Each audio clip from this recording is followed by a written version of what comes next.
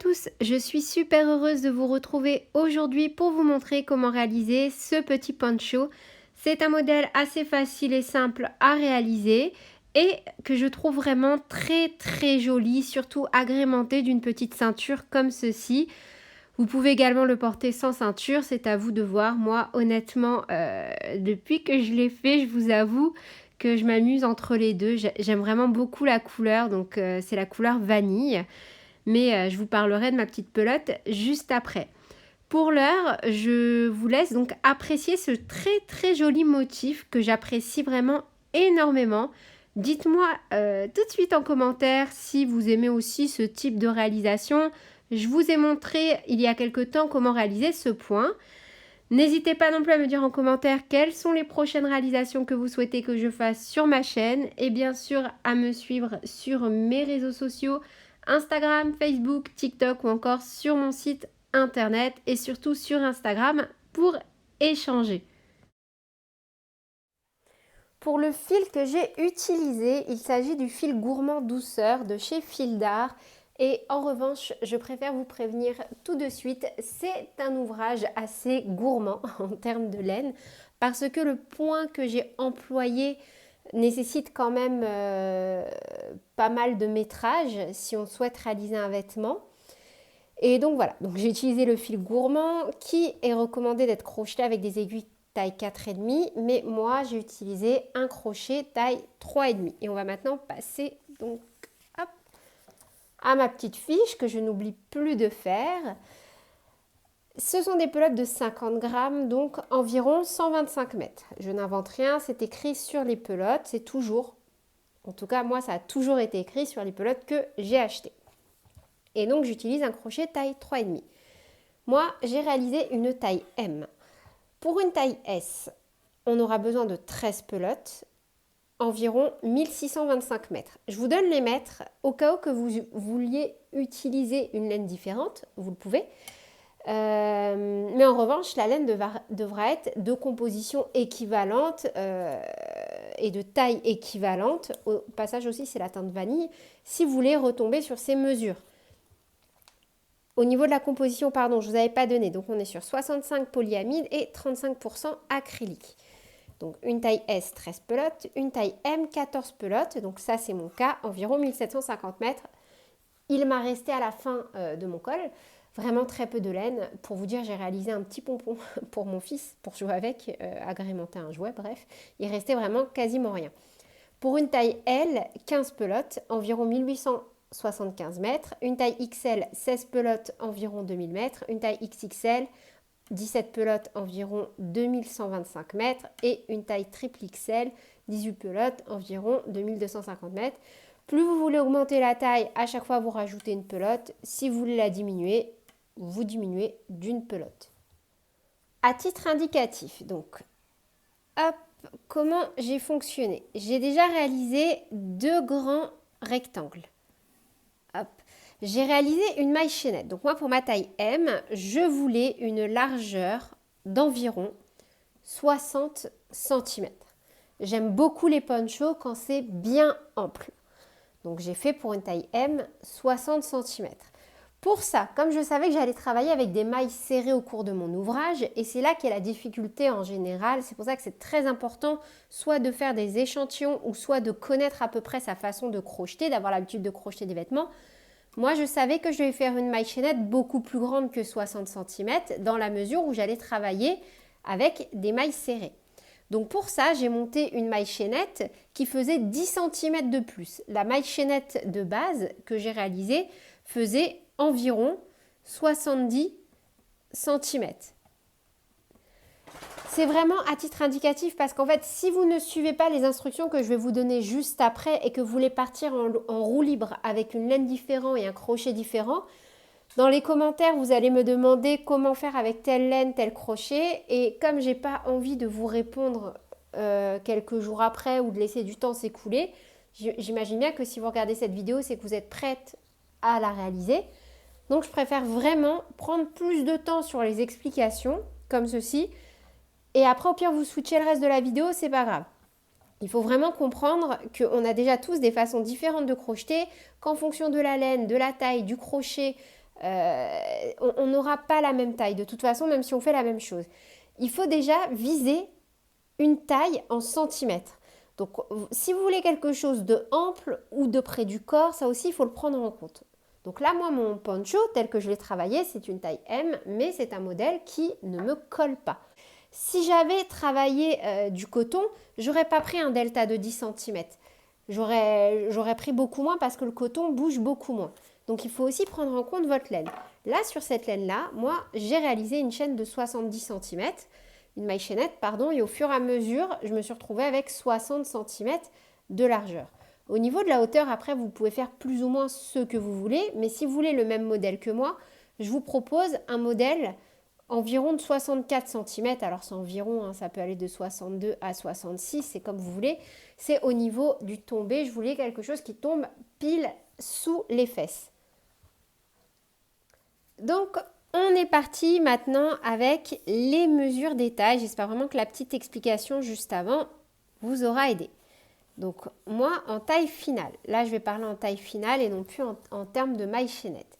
En taille finale, ici, pour une taille M, donc j'ai environ 60 cm. Pour une taille S, vous allez avoir, là, les mesures que je vous donne, c'est à titre indicatif. Après, vous faites comme vous voulez. 58 cm.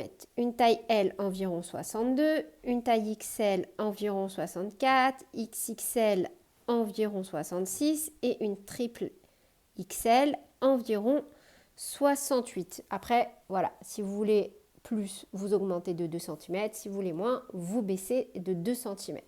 Donc là, moi, je suis partie sur un 60 cm et au niveau de la hauteur, sur un 64 cm.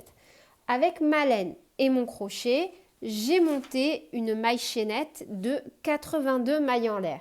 Là, le motif que je vous propose, c'est un motif qui est multiple de 3 plus 1 que je vais vous expliquer en détail. Et si vous voulez encore plus de détails, je l'ai expliqué il y a peu dans une vidéo que je vais vous laisser dans la description de cette vidéo.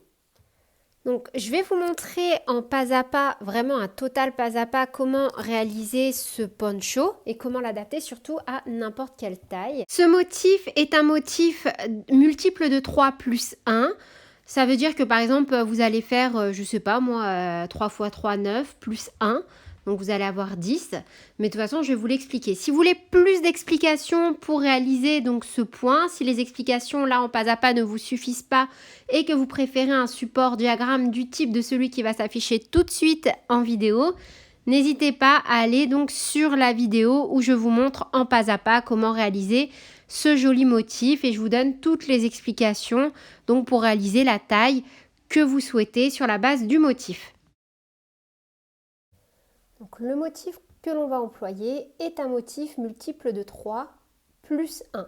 Donc on va monter une maille chaînette multiple de 3 et à la fin on va rajouter une maille. Donc là moi je vais faire 12 mailles en l'air. J'attache mon fil comme ceci, je fais une boucle et je viens faire 12 mailles en l'air.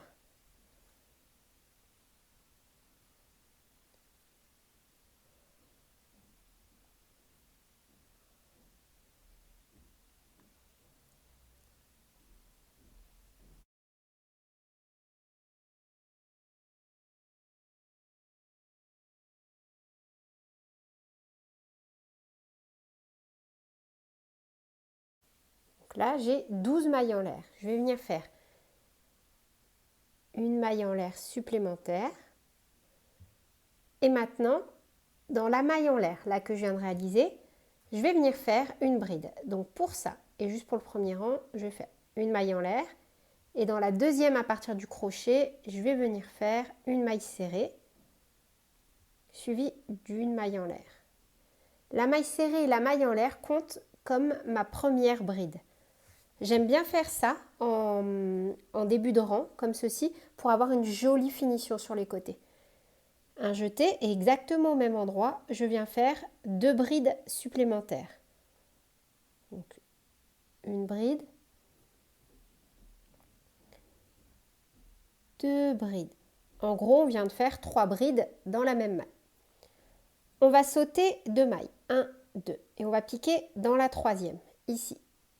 on va faire une maille serrée. Un jeté et on fait dans la même maille, donc là où on a fait notre maille serrée, on fait 2 brides.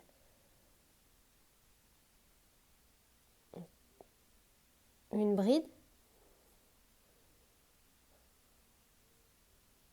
2 brides et on va répéter cette séquence. Donc on saute 2 mailles, 1, 2 et dans la troisième, ici on fait une maille serrée et 2 brides toujours dans la même maille.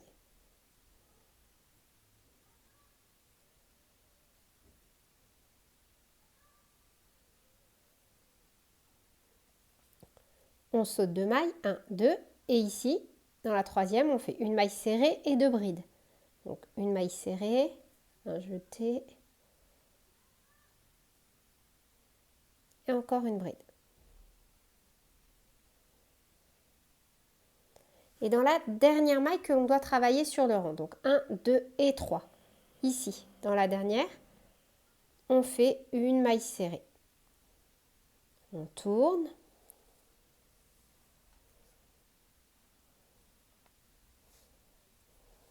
Pour monter mon rang, je vais venir piquer directement ici. Je ne vais pas faire de maille en l'air, rien du tout. Je viens piquer directement dans les 2 brins, par-dessus ma maille serrée du rang précédent. Et je fais une maille serrée, une maille en l'air. La maille serrée, la maille en l'air compte comme ma première bride. Et là, le rang numéro 2, c'est ce qu'on va répéter jusqu'à obtenir la hauteur qu'on veut. Donc une maille serrée, une maille en l'air qui compte comme ma première bride. Et dans la même maille, je viens réaliser 2 brides supplémentaires. Donc j'ai travaillé 3 brides dans la même maille.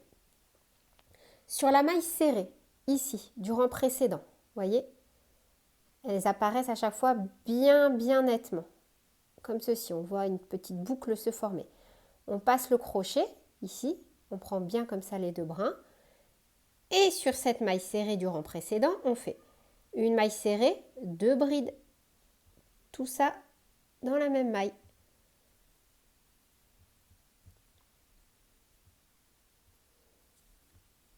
On passe directement dans la maille serrée suivante du rang précédent. Et on fait exactement la même chose. Une maille serrée, 2 brides.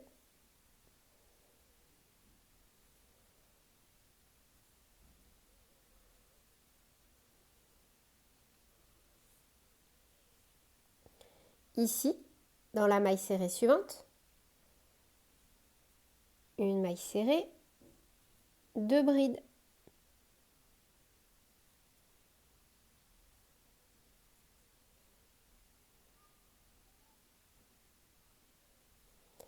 Et là, donc, on avait commencé, vous vous souvenez, en faisant une maille serrée, une maille en l'air pour faire la première bride du premier rang. On va venir chercher la maille en l'air. N'hésitez pas à écarter, hein, comme ça vos mailles. Donc là, moi, j'ai ma maille serrée et ici, là, j'ai ma maille en l'air. Et bien, on va piquer ici, dans les 2 brins de la maille en l'air et on vient faire une maille serrée. On terminera à chaque fois, chaque rang par une maille serrée. Vous voyez, là, le point, il apparaît. On va faire encore. On tourne et on va répéter exactement ce qu'on vient de faire.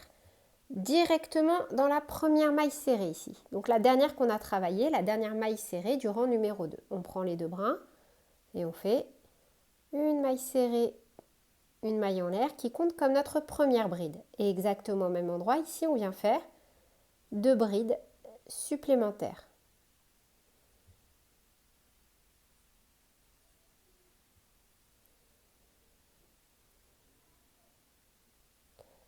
Dans la maille serrée ici, vous voyez, du rang précédent. À chaque fois, elles apparaissent très clairement, hein, les mailles serrées, comme ceci. On pique et on fait à l'intérieur une maille serrée et 2 brides.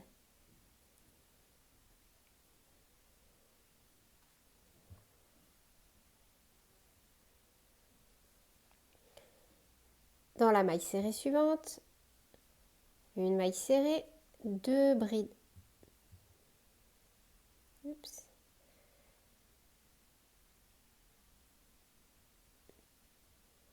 une bride et 2 brides. Ici, dans la maille serrée suivante, pareil. Une maille serrée, 2 brides. Donc, une bride, 2 brides. Et idem, quand on arrive à la fin, on a sur le rang précédent la maille serrée et la maille en l'air qui ont compté comme notre première bride. On va venir piquer dans les 2 brins de la maille en l'air et on va faire une maille serrée pour terminer ce rang. C'est super facile, c'est juste un coup de main à prendre. C'est vraiment un point extrêmement facile. On tourne, on ne fait pas de maille en l'air, pile dans les 2 brins, ici, de la première maille serrée. Une maille serrée, une maille en l'air qui compte comme notre première bride. Et exactement au même endroit, 2 brides. On va répéter jusqu'à la fin, toujours la même chose. Dans la maille serrée, ici, on vient faire une maille serrée, 2 brides.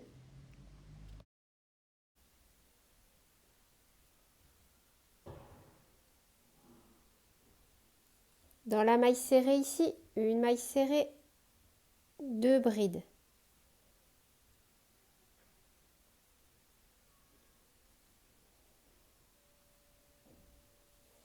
Ici, une maille serrée, 2 brides.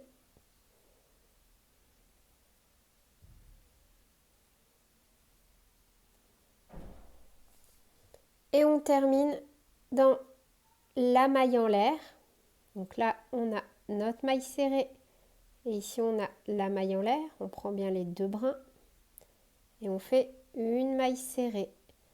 On tourne et on fait un dernier rang ensemble. On pique dans les 2 brins. On fait une maille serrée, une maille en l'air qui valent comme notre première bride. Pardon. Un jeté. On fait une bride, 2 brides. Dans la maille serrée ici, on fait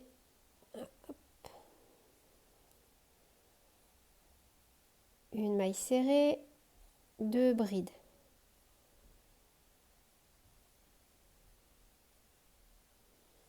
Dans la maille serrée ici, une maille serrée, 2 brides. Dans la maille serrée ici, une maille serrée, 2 brides.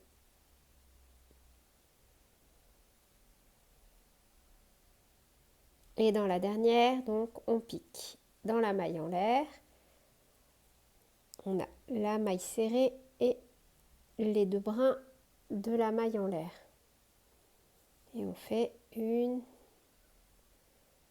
maille serrée. À titre indicatif, si vous utilisez exactement la même laine et le même crochet que moi, vous aurez un total de 26 motifs. Après, voilà, peu importe, hein, encore une fois, vous pouvez utiliser le crochet et la laine que vous souhaitez.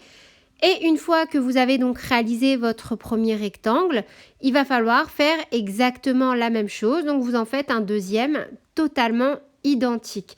Vraiment, ce point, moi, je l'adore, hein. Il monte super vite. Et ensuite, on va passer donc à l'assemblage. Une fois que vous avez vos 2 rectangles, tels que vous les voulez, vous allez venir donc positionner des petits marqueurs. Moi, j'aime bien pour ce type de modèle utiliser vraiment la règle des 4 quarts. Je vous en avais déjà parlé avant. Non, ce n'est pas le gâteau, même si je les adore aussi, hein. Là, c'est vraiment une technique en général. Moi, pour l'instant, elle m'a pas fait faux bond. Après, on n'est pas à l'abri, hein. Là, pour le coup, pour ce modèle, c'est la technique que j'ai utilisée également. Ça va être de considérer que là, en fait, on a 4 parties égales. Donc, je vais essayer de faire 4 parties égales, même si c'est pas trop gagné vu que j'ai pas le compas dans l'œil. Et donc, on va garder donc là un quart. Et ici, pour l'ouverture, moi, je laisse 2 quarts. Vous voyez ? En fait, là, vous mesurez. Donc moi, je suis partie avec des motifs. J'ai réparti mes motifs comme j'ai pu. Et puis, s'il m'en restait un de trop, je l'aurais bazardé ici. Parce que de toute façon, sur un modèle taille adulte, honnêtement, ça ne se verra pas. Mais en gros, c'est ça les mesures. Je dis une bêtise. Là, par exemple, si vous avez 40 cm, ça vous fait 10, 10, 10, 10. Donc, vous allez laisser 20 cm d'ouverture et venir coudre. Donc, 10 cm ici et 10 cm ici. J'ai mes deux rectangles et je vais venir donc mettre mes marqueurs en suivant ma règle des 4 quarts. Je suis venue positionner mes marqueurs. Donc là, j'ai 4 motifs. Ce que j'aime bien retenir pour ce genre d'ouvrage, vraiment, c'est les proportions. Donc là, sur ce modèle de poncho, j'ai 4 motifs. Donc, j'ai 4 quarts. Un quart ici, un quart là et 2 quarts au milieu. En gros, je vais laisser 2 quarts d'espacement pour la tête et je vais coudre un quart de ce côté et un quart de ce côté. Si vous n'avez pas un nombre de motifs pairs, comme ici, c'est pas grave. Ici, vous mettez, imaginons que là, j'aurais eu 5 motifs. Donc 1, 2 et ici, donc 3 au milieu. 1, 2, 3, on imagine. J'aurais laissé mes 3 motifs au milieu. Vous voyez, j'aurais eu un col un peu plus large. Moi, en tout cas, c'est comme ça que je fonctionne parce que là, forcément, c'est petit, donc ça a de l'importance un motif. Mais sur un modèle plus grand, ça n'a aucune importance d'avoir un motif supplémentaire au milieu. C'est histoire d'avoir quelque chose de symétrique sur les bords et si vous n'avez pas quelque chose de pair à la base. Donc là, je vais venir coudre cette partie-là et cette partie-là pour venir former le dessus des épaules. Et bien évidemment, ne surtout pas coudre ici pour laisser passer la tête. Donc c'est facile, j'ai mis un marqueur pile sur les bords, ici et ici. Et là, j'ai mis dans la maille serrée, ici, et de l'autre côté, pareil, dans la maille serrée, et idem, dans la maille serrée, dans la maille serrée, et je vous conseille de faire comme ça. Donc là, je vais faire un petit point de couture ici et ici, et ensuite, on pourra passer à la réalisation du col. Donc là, j'ai déjà cousu cette première partie, et je vais faire glisser mon fil de façon à ce que ça ne se voit pas non plus. De l'autre côté, donc là je me permets de le faire parce que c'est un petit ouvrage, mais forcément sur un grand ouvrage, vous allez couper votre fil et refaire exactement la même chose de l'autre côté. Donc là j'ai mon marqueur pile dans les mailles serrées, donc je pique pile dans les mailles serrées, je peux retirer mon marqueur bleu et je vais venir coudre en prenant à chaque fois les deux brins comme ceci. Je envoie aussi mon marqueur rose.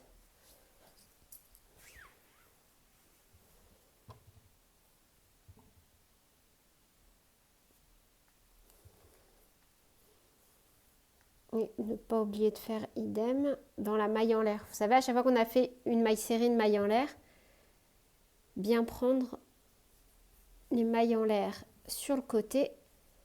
Et c'est aussi pour ça que je vous conseille de ne pas le faire sur un ouvrage pour adultes parce que regardez, hop, si je tire, bouh, ça fait pas joli. Donc là, ça va que c'est pour une poupée Barbie ce que je suis en train de faire. Et je vous conseille pas du tout de le faire si c'est pour un adulte ou un enfant. On va faire un petit nœud, cacher les fils et on va pouvoir passer à la partie sur le col.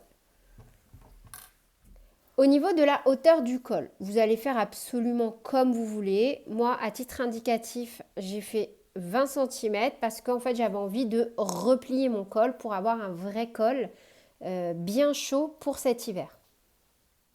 On va maintenant passer à la réalisation du col. Donc, ça va être super facile.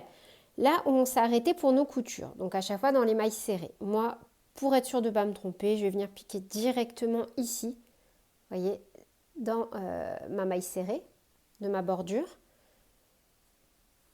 Je vais faire une boucle, voilà, une maille en l'air. Et exactement au même endroit, je vais faire une maille serrée. Une maille serrée, une maille en l'air qui compte comme ma première bride. Et je vais venir faire que des brides à chaque fois en piquant dans les deux brins.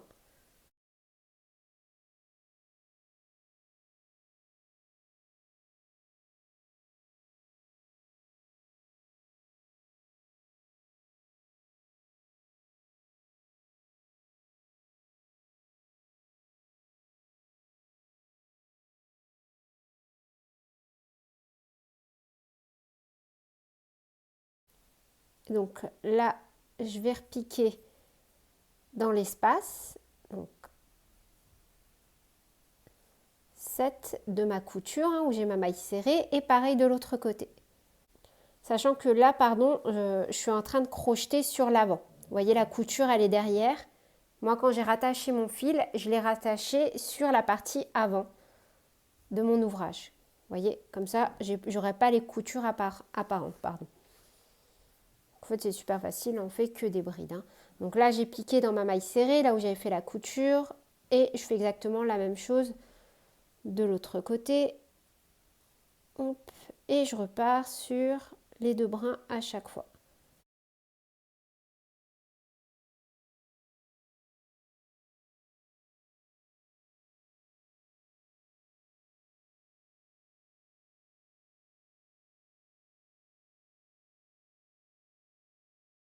Voilà. Et donc là, j'ai repiqué dans ma maille serrée. Et quand j'avais fait pour monter mon premier rang une maille serrée, une maille en l'air, je vais venir piquer dans les 2 brins de ma maille en l'air. Et je vais faire une maille coulée, comme ceci, vous voyez? Et donc là, je vais continuer autant de fois que nécessaire pour obtenir donc la taille de col que je souhaite. Et du coup, voilà pour le résultat final sur ma version adulte. Au niveau du col, j'ai donc continué de crocheter sur environ 20 cm et j'ai fait exprès de mettre la couture donc devant vous. Voyez, on la voit vraiment pas. En montant à chaque fois par une maille serrée, une maille en l'air, moi je trouve qu'on voit quasiment aucune démarcation. J'adore. Sur ce, je vous fais plein de bisous, prenez bien soin de vous et à très bientôt pour de nouveaux tutoriels. Salut!